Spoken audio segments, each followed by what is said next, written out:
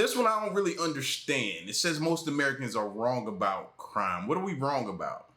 Huh?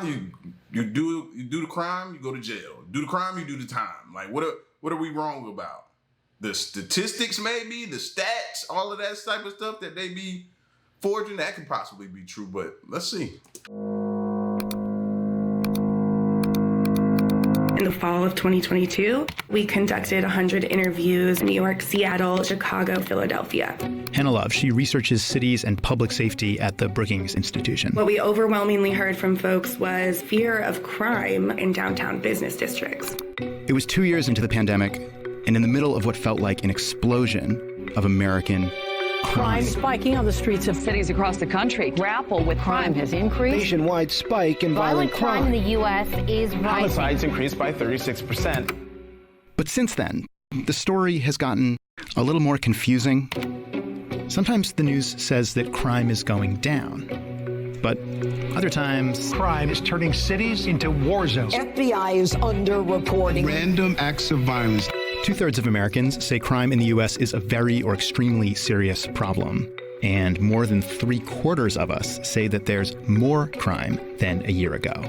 So, which is it? Crime up or crime down? And if it is down, what exactly do most Americans actually think is happening with crime? Crime. They use that to control us. Simple. They use it to control us. Because they know, okay, it's less likely for you to want to go to that area if it's crime filled. Then that area starts to see a decline in business. Maybe the housing numbers come down in that area because nobody wants to buy in that area. Then the investors come in, buy up all the property, and then now crime is down in the area, property values go up, they make money. That's, I mean, a 10-year-old could figure that out. Like, that's why I said it had to be something with the stats. crime.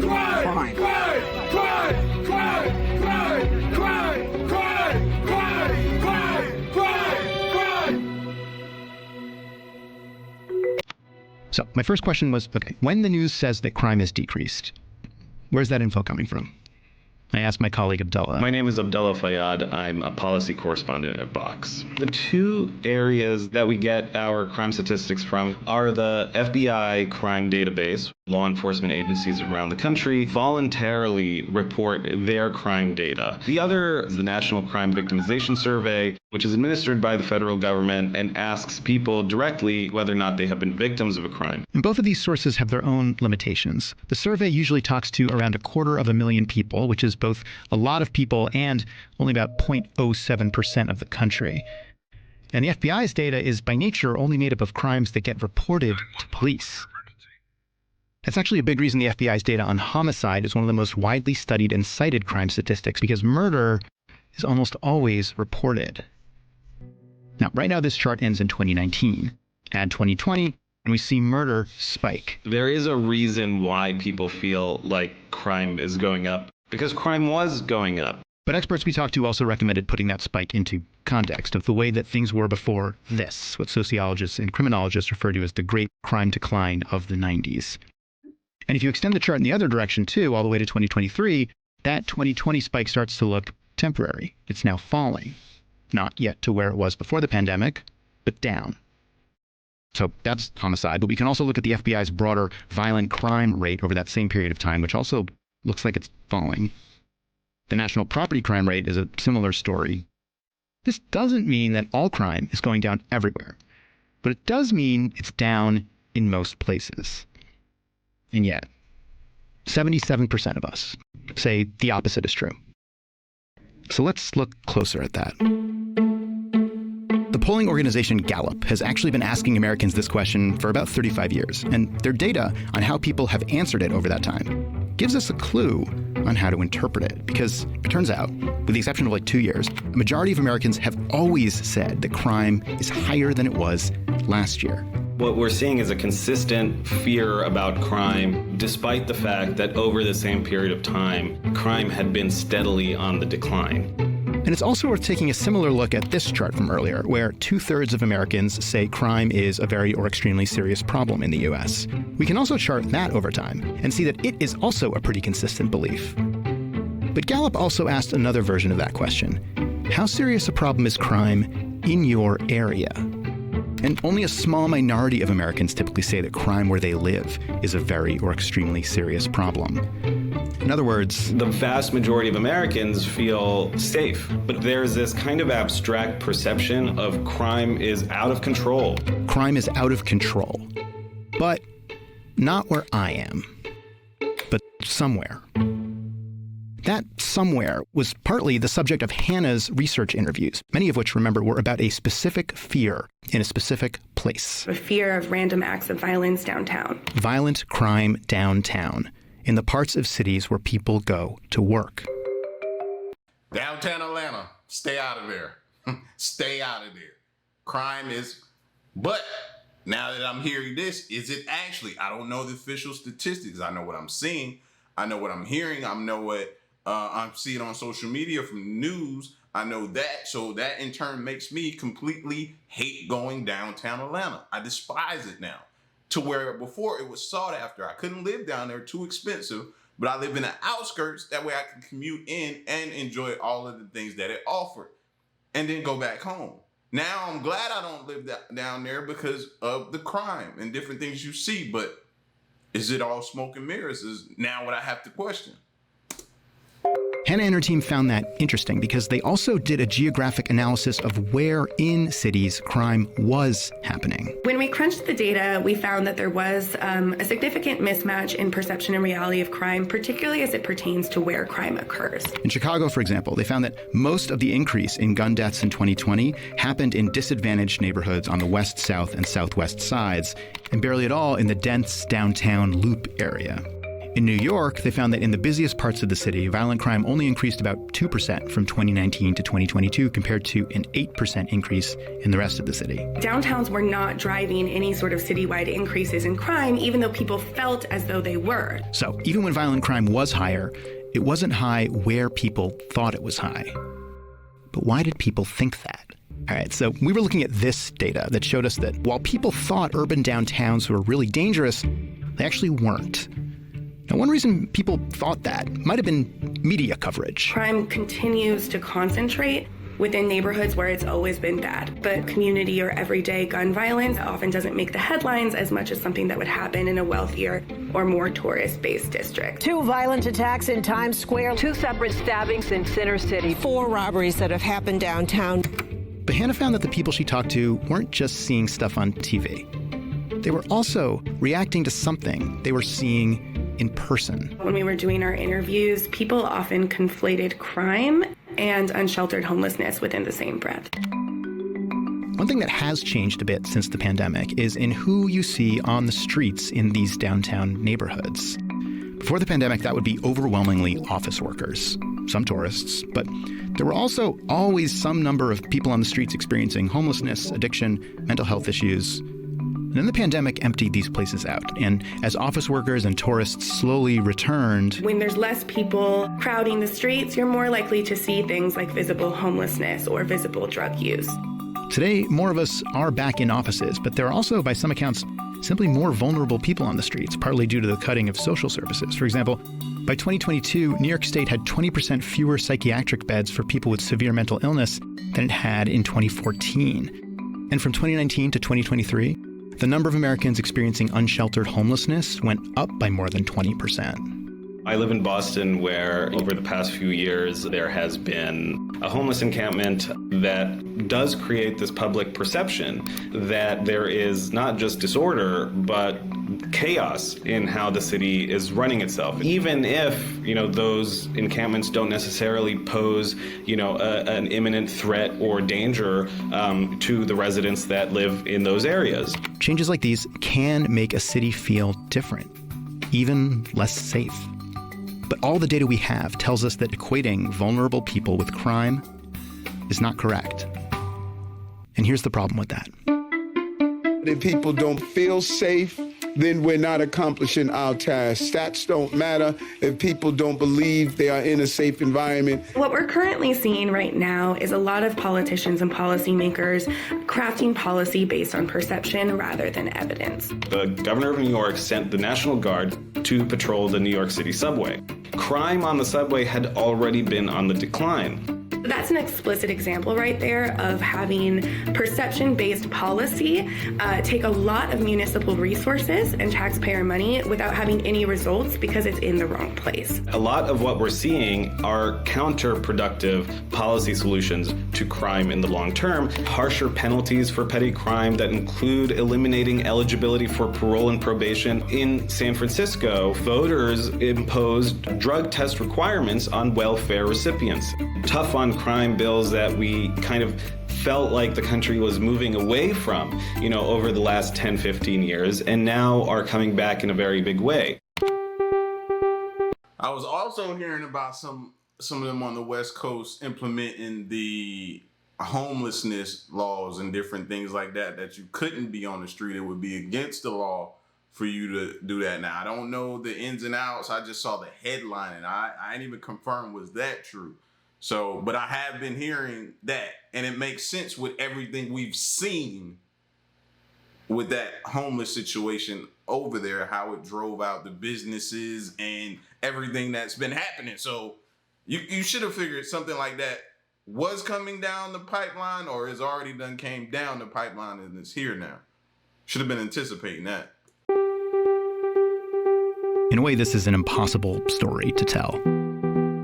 Try telling the victim of an actual crime that crime is down.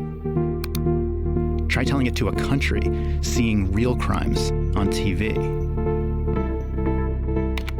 Last time I'll show you this chart, and I want you to tell me which of the following two clips fits it better.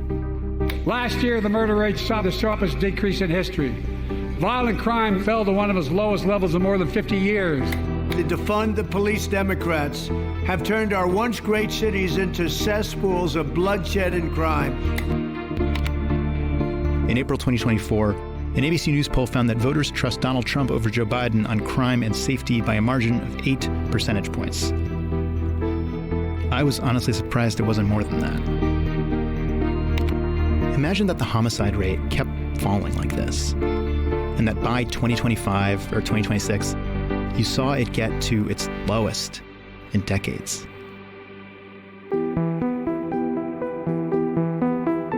How many people would believe you? Boy, if you thought price of things were high before, this scares me. This scares me, man. These strikes going on, these port workers, bro, this stuff scares me, man. Inflation. I know Jay Powell is over there pulling his hair out right now. This is crazy. 7:18 here on the East Coast and taking you back out live to Jersey City, New Jersey. Port workers already walking the picket lines early this Tuesday in a strike over wages and automation that could reignite inflation and cause shortages of goods if it goes on more than a few weeks. According to the Associated Press, the contracts between the ports and about 45,000 members of the International Longshoremen's Association expired at midnight. And even though progress was reported in talks on Monday, the workers went on strike, as you're seeing right now. The strike affecting 36 ports is the first by the union since 1977. Joining us live this morning to further discuss this breaking news alert is Jason Greer, founder and president of Greer Consulting Incorporated. Jason, good morning to you. Thank you so much for joining us. Good morning. Thanks for having me. It's a pleasure. So we are seeing this in real time. For many people, it takes them back to recent months where they saw the United Auto Workers strike, right? And we're seeing these strikes in full display. Could you give us the background for those people that might not understand why this is even happening? Absolutely. I give you background and I give you perspective because you can't consider the UAW strike. You can't consider the Boeing strike because those are examples of recent strikes. We really have to look at what happened in 1977 when the Longshoremen Union went on strike. The difference being between that current strikes and the past strike is the fact that Harold Daggett, who is the president of the Longshoremen, was a dock worker when that strike happened. So he has institutional knowledge and he's ready to go forward. What really this comes down to is the fact that you have the Longshoremen Union that has said, we are tired of not making enough money. They look at the shipping companies and how much money they made when they received COVID subsidies, and the union felt like they didn't receive any of the benefits. They're asking for a 77% wage increase, which they're likely not going to get. But just to show you how serious this is, the Maritime Alliance just came forward at midnight and said, we're willing to give you a 50% wage increase. And the union still said no. So what we're going to start to see, and we've already seen it, is that ports across the East Coast are going to be completely shut down. That means that products, goods, and services are not going to move in the way that should. And that's the concern for many. Oh my gosh. Just hearing that, man. Just hearing that, bro. Like, have y'all seen the lines and the shelves at some of these places? Go to Costco, go to Walmart, go to different places, bro. The lines, the food, everything, man. A bag of chips was already like $5 and some change. It'll be $10 by next week, man. I guess this is gonna help me lose weight. Many viewers this morning, Jason. You know, I've already gotten some of the text chain messages, if you will, saying stock up on bleach, stock up on the toilet paper. And it puts you in that frame of mind of the pandemic, right? What we saw with COVID, when people were flocking to the grocery store, taking things in bulk. And unfortunately, I think we will see that fear mongering and that bulk buying in coming weeks if we still see these strikes underway. The concern is that these strikes, if they do continue in the upcoming weeks, that it will cause a spike in inflation. It's going to cause a spike in inflation.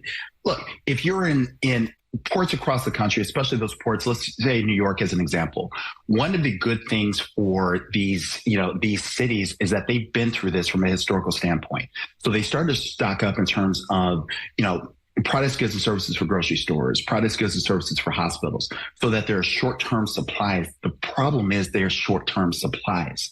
When you look at this union, I'm a labor geek. I could talk about labor all day long. That's what I do. Harold Daggett, what do you do when you have a president of a major union who has institutional knowledge and conviction, the type of conviction that his union members are going to follow, because attitude always follows leadership? I wish I could sit down with him and just pick his brain, because legitimately the man has been there, done that. He is a Jedi master as it relates to this. Really, it's going to come down to the fact that both this company and the union are going to have to sit down. But if the companies think that a 50% wage increase is going to get these folks back at the table, it's not going to happen. Jason, I actually want to put this into further perspective, if you don't mind. Yes. I have a graphic I want to show the viewers, and I'm sure you've already seen this, but it shows the port strike location. So with some of these strikes, people might think, okay, this is just happening in one city. It won't really affect me. But if you take a look at this map and look at all of these major hubs that are impacted, it really shows that it really will affect your bottom dollar and the goods and services that you get on an everyday or weekly basis if some conclusion isn't reached. Can you explain that, please? Absolutely, because everything in America comes off ships. It comes through ports. When you look at these ports, these aren't ports in Peoria, Illinois. These are ports in New York. These are ports in Baltimore. These are ports in Miami. These are, I keep using this term, products, goods, and services, because we have to put this in terms that people are going to understand. That means if you want bananas, understand your bananas come, your bananas come off a ship. If you want bleach, your bleach comes off a ship. What the union is doing is they are legitimately telling America, you need us more than we need you, but we're going to make sure that you understand that. So when we look at an increase of inflation is about 2.5% now. Understand that if this goes on longer than 2 weeks, inflation is going to easily creep up to 4%. I mean, and we're also talking about the economic hit. You're talking about $1 billion to $2 billion economic hit per day the longer that this happens. This is the type of strike that America can afford to an extent because our economy is still relatively strong. But this is the type of strike that we don't need, especially not right now. So Powell just did a 50 basis point rate cut. They felt the economy was strong. Inflation was easing, heading towards their 2% target. All to be turned around to get hit with this. You still got the conflicts going on in the Middle East. Like, this is a natural disaster happening right now, bro. And they need to fix this. Because this could be bad. Y'all want to talk recession talks and different things like that? Bro, this could be, it's already bad. It could be, it's already bad. Let's talk worst case scenario, if you don't mind, Jason. I know you're an optimist. You like to think positive. I do too. But I want to keep it real because, we have seen some of these strikes. They can last months and several months. People are exercising their right and they're saying they are not going to settle for, in their eyes, the bare minimum. But let's say that this strike happens for several weeks to even maybe a month or 2 months. How will we see that trickle down effect? Will it be instantaneously or over time? It's going to be early 2025 before you really see the real shrinkage of those products, goods, and services. Now, again, and I said this earlier, those ports, the cities have made sure that they have short-term supplies, but short-term supplies only last for so long. If this thing goes beyond, let's say, a month, and every indication is the longshoremen are dug in, so they're willing to go a year if they need to be. You'll have emergency crews that are trying to do work, but understand that those emergency crews are having, in order to get these products, goods, and services from these ports, they're having to actually physically go through these longshoremen who are out there picketing. So you're looking at potential violence at the ports. You're looking at the fact that things are going to be slowed down coming in. Now, let's say from a political standpoint, you have President Biden who champions himself as being the most pro-union president of all time. On the surface, he's going to say, look, I believe in collective bargaining. The United States government's not going to interfere. But behind the scenes, I can tell you this right now. He has likely called the Longshoremen Union. He's calling these, the Maritime Alliance, and he's saying we need an agreement. Now, there's an executive power that he has where he could tap Harley, which means that there would be a 90-day cooling period where they actually have to bring the employees back. The problem is you bring these folks back, they might be working, but they're working slow. So instead of getting 100 products, goods and services off these shipping tanks, they might be doing 3. I am the optimist, as you put it, and I love to think big picture, but I'm also putting this in terms that people are going to understand. This is going to slow down the country. Inflation is going to go through the roof, and the longer this thing goes on, the costlier it's going to be. Jason, I want to look at, you did mention the Biden administration and politics. So I think it's also important to look at what we're seeing internationally with the Red Sea, the Yemen Houthi rebels. They've been literally setting barges and shipping containers on fire out in that area. And some people are wanting to know if this strike could impact international shipping in some way, or even maybe that local mom and pop shop that is a small business. Absolutely. We live in a global economy. So what happens in Miami happens in Yemen. What happens in New York happens in Africa. We live, breathe, and die by our ports. And we don't think about it because we are the microwave generation. We're so used to having what we want when we want it. Now, then that again comes back to the perspective of the longshoremen. They don't care if you don't like them. They don't care if you hate them. They don't care that sympathize with you if you lose your job, because all of a sudden, if you're a car salesman, now all of a sudden you can't get cars. Therefore, your car dealership goes under. But they're trying to make a bigger point. But the thing that I say about strikes is not just about the fact that one particular group is striking. It's about the solidarity that's created elsewhere. From a global perspective, when people see the longshoremen standing up here, who's to say they're not going to be someplace else in another part of the world saying if they can stand up, we can stand up. The impact globally can be catastrophic. Jason, I'm glad you mentioned that solidarity, because for some of the viewers this morning. Yeah, seeing that map they put up earlier, that scared me, bro.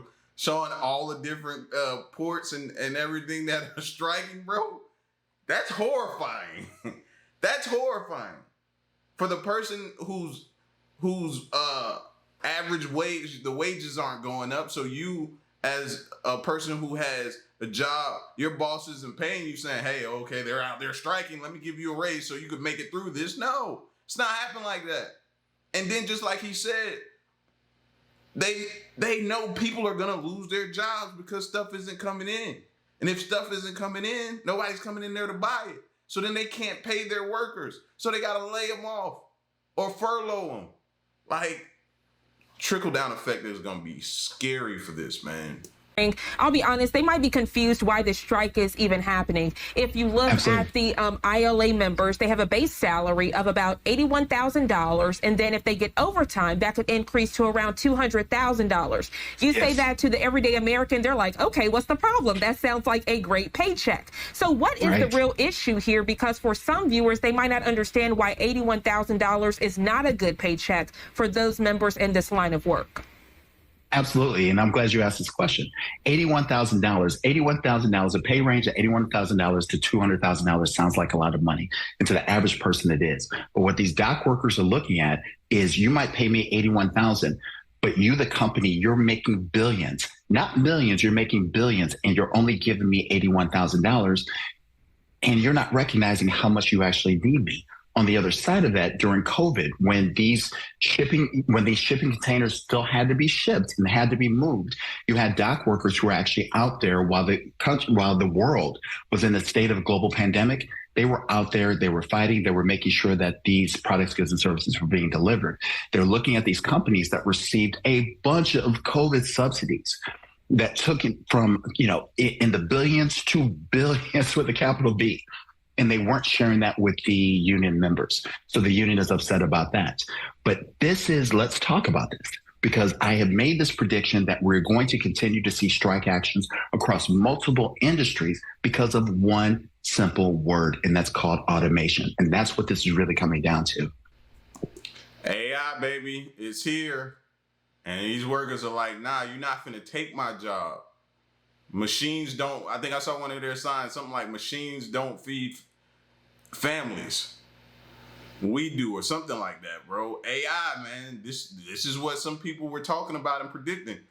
The union is taking a look at the fact that these companies, the Maritime Alliance, is starting to prioritize automation, and they're scared that they're going to lose their jobs. They're scared that 5 to 10 years from now, they're not going to have jobs. So this comes down to pay. But it also comes down to the fact that they want guarantees that in the future, they are not going to be replaced by robots. Jason Greer, truly a pleasure. If people didn't understand why this was happening and the further implications, they definitely do a thorough interview and very detailed. We thoroughly appreciate you coming on this morning. Anything else you'd like to add before we let you go? Anything we need to be keeping a watchful eye on in the coming days? One thing I would say, your questions were incredible. So thank you so much for this conversation. One of the things that I would suggest that people keep an eye on is this. Whether you like it, whether you don't like it, is the fact that we all need each other. What the longshoreman union is going through, what corporations are going through in terms of the negotiations, that in itself is going to continue to grow. So what we need to continue to watch are the economics. We need to watch how we treat each other. But more importantly, we have to understand that we need each other more than anything else in the world. Absolutely. And look, some positive words for you to share as we are seeing this unfold. Jason, thank you so much again. I'm already letting you know now, we definitely want you back on the show. So we'll be working behind the scenes to make that happen. I hope you enjoy the rest of your Tuesday. Torrents. How many of y'all remember torrents? Or better yet, how many of y'all were using torrents? Huh? You don't have to tell me. I know. In 2006, 70% of all internet traffic was torrenting, the primary way for people to pirate songs, movies, and video games. Yet today, it's barely a percentage of the internet. How did torrenting become so popular, and how did it die out?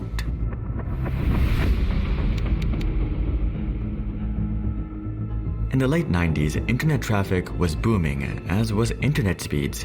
Most users had left dial-up internet for broadband, moving from 50 kilobits per second to over 1 megabit per second, or 20 times the speed. This leap forward opened a world of possibilities. It no longer took minutes to load an image or download a song, but seconds. Traffic was booming, but there was a problem. People wanted to download songs and movies, but couldn't. There was no Netflix or Disney Plus, and iTunes was barely getting off the ground. These services allow us to access music, movies, games, and everything else super easily and legally.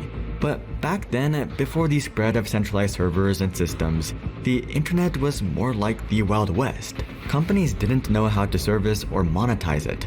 So out of this void came peer-to-peer. Imagine you and thousands of others wanted to listen to a new song online, but there was no easy way to do it. There was no website you could go to and just stream from it. Instead, someone had to rip it from a CD and decide to use a peer-to-peer platform. When you connect, you're downloading music from another Napster user's machine, and the software, the programs, the music never resides on Napster's equipment.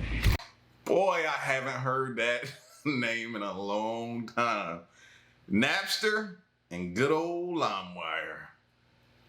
I mean, I heard of those before. I know y'all did too. Y'all heard of that before, Napster. That's probably where I got it from. Y'all. I heard about it from y'all. Yep.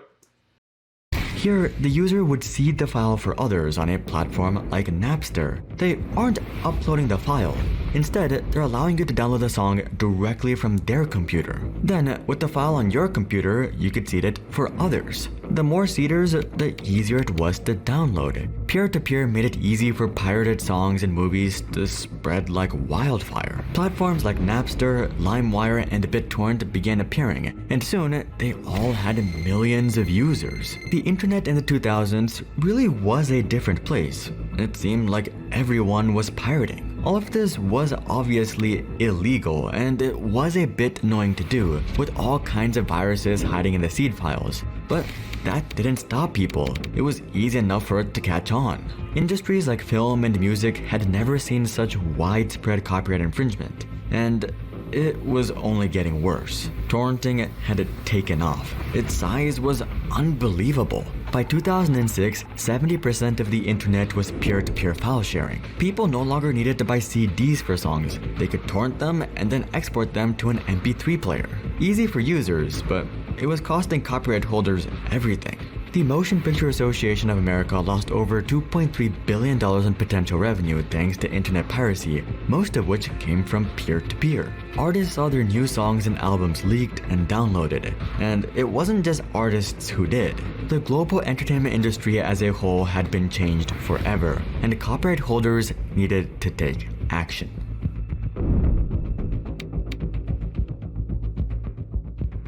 The first instinct of media companies was to chase down the platform owners. These were the big peer-to-peer platforms, because if they were shut down, users wouldn't be able to pirate files. At least, that's what they thought. One of the first peer-to-peer platforms was Napster, and it naturally became one of their first targets.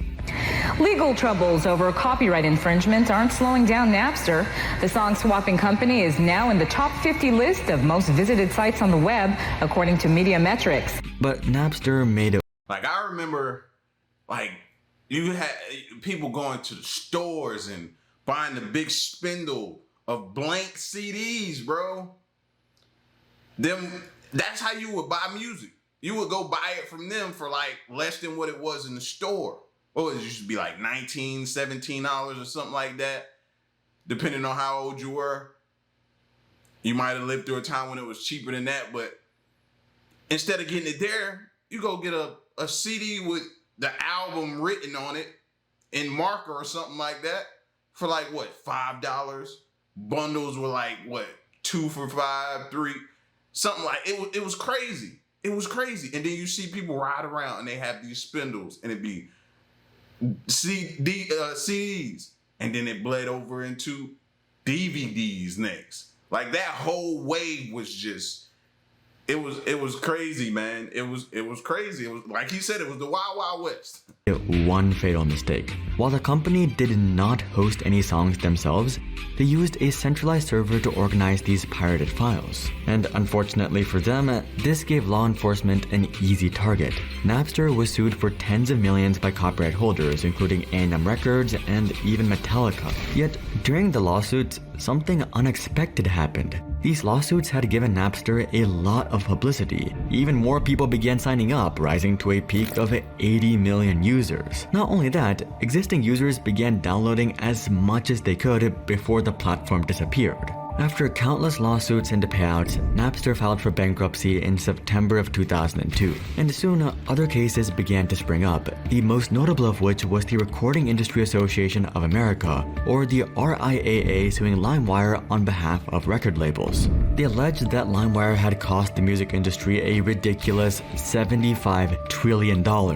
For context, the GDP of the entire planet at the time was $59 trillion. Naturally, the court labeled this as absurd. RIAA then pushed for $50 billion in damages, and eventually a final settlement of $105 million was reached. But this was just the beginning. Copyright owners soon realized how difficult the battle against piracy was. If they think Napster's bad, I can tell you there's a lot worse coming.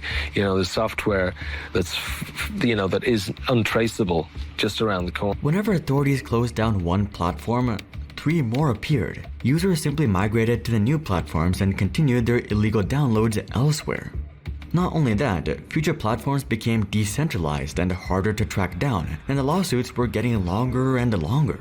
While it took Napster a couple of years to be shut down, torrent platforms like LimeWire were active for 10. Similarly, it took authorities a decade to finally arrest the last Pirate Bay founder, and even when they did, the website continued to exist. Some copyright holders and artists tried a more devious, malicious tactic. If they couldn't shut down torrenting legally, they would kill it from the inside. In 2003, Madonna intentionally leaked her latest album, American Life, onto file-sharing platforms, except it wasn't really her music. To a user browsing and torrenting, the songs might seem up to par, but the tracks contained no music, just Madonna saying, "What the F do you think you're doing?" This was called torrent poisoning. It would make the data less reliable, and it would give some users a good scare. Perhaps enough to stop them from torrenting further, and it wasn't just artists who did it either. HAL Laboratory intentionally leaked their latest video game, Earthbound. To a user who downloaded it, everything seemed normal at first, but as the game went on, the difficulty grew rampantly, far more than normal. Not only that, near the end of the game, the copy would freeze, and when the player rebooted, they would see all of their progress had been deleted.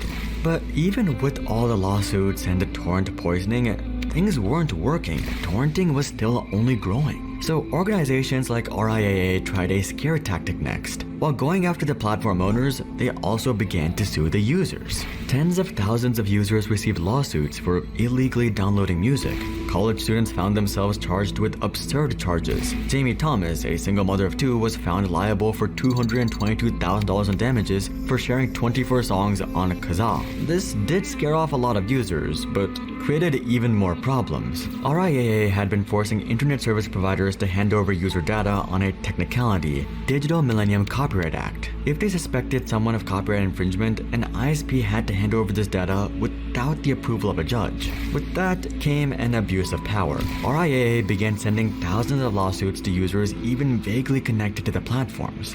For example, Sarah Ward, a grandmother, was sued for using the Windows-only Kazaa software to download hardcore rap music, except she only owned a Macintosh computer. Eventually, all of that did change. In 2003, a judge ruled that the Digital Millennium Copyright Act gave RIAA no right to request user data from ISPs. RIAA was unlawfully casting wide nets to catch users. Moving forward, RIAA would need to conduct its efforts under the supervision of a judge. This brought their crusade against users to a halt, so copyright holders tried yet another tactic. Authorities instead decided to follow the money. Chasing every platform wasn't working. Instead, they wanted to prevent any more from appearing by starving them. Torrent platforms made money through displaying advertising. If authorities could stop their revenue, they would stop the incentive behind the websites. They created a infringing website list and began pressuring search engines like Google to block customers from accessing these platforms. Partly this was to decrease traffic, but more importantly, to decrease ad revenue. Google, Microsoft, Yahoo, AOL, and many other companies all promised to help reduce the flow of ad revenue to piracy sites. This certainly hurt torrenting and moved it away from the mainstream, but it wasn't enough to kill it. There were still millions of people torrenting files and finding a way to keep piracy platforms popular. Ironically, the solution was something completely unintentional, one that no one initially saw coming. In the early 2000s, e-commerce was still in its infancy. iTunes launched in 2001, sometime after the launch of platforms like Napster. and it took some time before it saw mainstream adoption. There weren't a lot of legal and affordable alternatives to piracy. Companies were still figuring out how to distribute online, so torrenting was just the easiest way for many to consume media. But that all changed. In 2007, amidst the battle between pirates and law enforcement came the real killer, Netflix. You could suddenly watch anything you wanted for just $9 per month. Naturally, Netflix would explode in popularity. In 2 short years, they had surpassed 11 million subscribers, which doubled 2 years after that. This is what really killed torrenting: convenience. The logic is simple. If the legal method is easier and reasonably priced, almost everyone will use the legal service. A small percentage— Oh my God, what happened to $4.99 a month? Fam, I don't even know what they charging now, but I know it ain't that. Can we go back to those days? Oh my gosh, especially now that inflation has gone up. I don't need my Netflix bill going up again. And they have been constantly discussing. They just did a rate hike recently. Will continue to pirate content to have it for free. But convenience is what drives not just most of our purchases, but our entire behavior. It was suddenly easier to watch shows and movies legally through Netflix than to torrent. Not only that, with the release of more subscription platforms like Spotify, users had little reason to use piracy. Thus began the sharp decline of torrenting.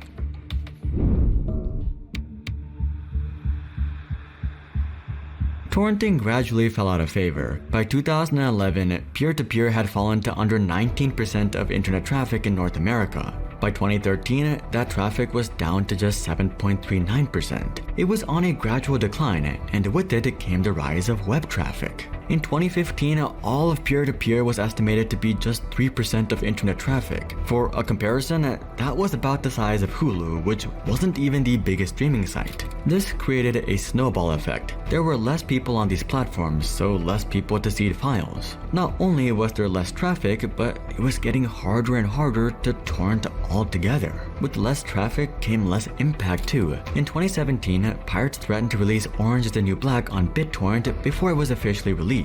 But despite leaking the show, there was almost zero impact on the official performance. By this point, the users who torrented the show probably weren't going to subscribe to Netflix either way. Today, torrenting has almost disappeared. It still exists, but is a tiny part on the fringe of the internet. Torrenting is simply too inconvenient for most people. Piracy does still exist today, but it's not peer-to-peer. It's illegal streaming, where users can watch content without downloading anything, albeit while getting bombarded with advertisements and viruses. With dozens of streaming services out and prices constantly being hiked, illegal streaming is catching steam. By 2016, illegal streaming claimed 73% of internet piracy, but the same cannot be said about torrenting. Times have changed. Those who grew up around BitTorrent and Napster are much older and less likely to pirate. In the meantime, younger generations grew up in a totally different world with Netflix, Spotify, and all kinds of convenient and legal methods, with no desire or need to use torrenting, or rather, without knowing it even existed in the first place. If you're interested in deeper dives, interviews with insiders, and exclusive tech analysis, you can sign up to our free weekly newsletter. Link is below. But until then, I'm Hari, and I'll see you guys on the next one.